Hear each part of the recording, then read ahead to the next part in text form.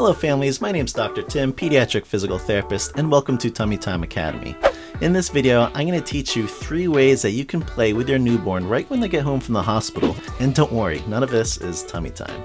So when looking for ways to play with your newborn, it's important to understand what they're capable of. That way you can play with them that's developmentally appropriate. And at this age, they spend most of their time eating, sleeping, and pooping, of course. But at those occasional moments when they're quiet and alert, that's a great time to work on visual motor skills. So what you're going to do is take a high contrast toy. I'm using this one here from Manhattan Toy Company. And position your baby so they're in a very supportive position. I have my daughter lying on her back sitting in a rocker chair. Now position that toy so it's about 6 to 10 inches in front of their face. At their age and at that distance is where newborns can visually focus best right now. And the first skill that we're going to practice is moving that toy closer towards their face, pause, and then move that toy away from their face, pause, and repeat. Now when the toy moves towards their face, only bring it to 6 inches away, right, so they can still focus on it, and then bring that toy about 10 inches away, so then they can still focus on it. When the toy comes closer to the face, that's a skill that we call convergence, and then when the toy comes away from their face and they're trying to visually focus on it, that's called divergence.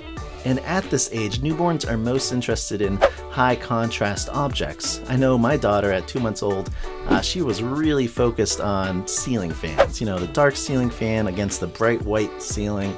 And I remember, that's the first thing that she ever smiled at. And so when I saw her smile, of course, I would put my face in front of hers, and then she would not smile anymore. And then I'd take my face away, she saw the ceiling fan, and she'd smile. And it made me feel a little sad inside. Alright, so that's easy enough. This next one is probably the most popular one. It's called tracking. And what we're going to do is take that same toy, same distance apart from 6 to 10 inches, and you're going to move that toy from left to right, and just enough speed so your baby can still follow it with their eyes. And when you're trying this, only move the toy as far left or right that your baby can tolerate. Now if you go too far left or right, they may lose focus. And no worries, just replace where the toy was in front of their face, grab their attention, and try it again. See how far you can get it. You notice that they're getting better? If they're getting better, it's too easy, then maybe try diagonal motions. Or maybe even try challenging them with vertical motions. Now when they're tracking, are they just using their eyes? Are they trying to turn their neck too? Then we can also involve neck control. If you move the toy too far left or right, maybe they'll try to compensate by turning their head to look and refocus on that toy. Either way, it's a great way to practice their visual motor skills. Now this last skill is probably the most advanced of them all, and this is called saccades. And saccades is when your baby's focused on one toy, and then we introduce another object in their peripheral vision and try to grab their attention with it by either shaking it, making a noise, and then see if they can shift their gaze from the first toy or the object to the second toy or object. So to practice this, you're going to want at least 2 high contrast objects, preferably ones that can rattle, make noise, that way you can draw their attention towards it. I have a toy here positioned again 6 to 10 inches away, just off center towards either the right or left, and I have my daughter's attention focused on it.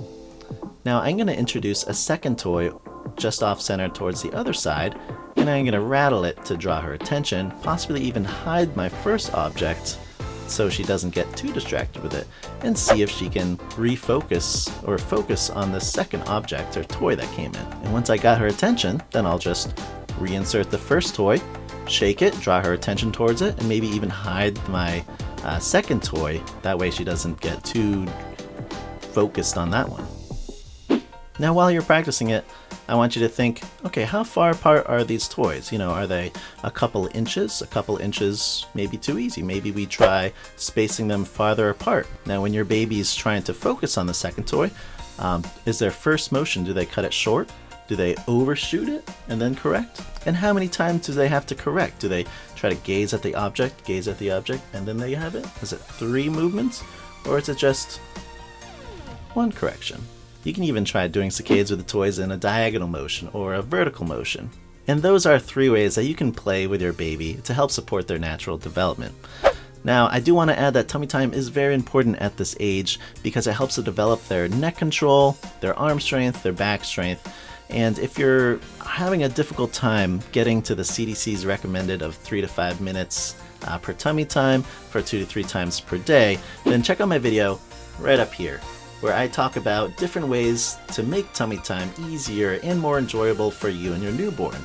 Otherwise, I'm Dr. Tim, pediatric physical therapist, and thank you for tuning in to Tummy Time Academy. Make sure to hit that subscribe and like button to stay tuned to our next video.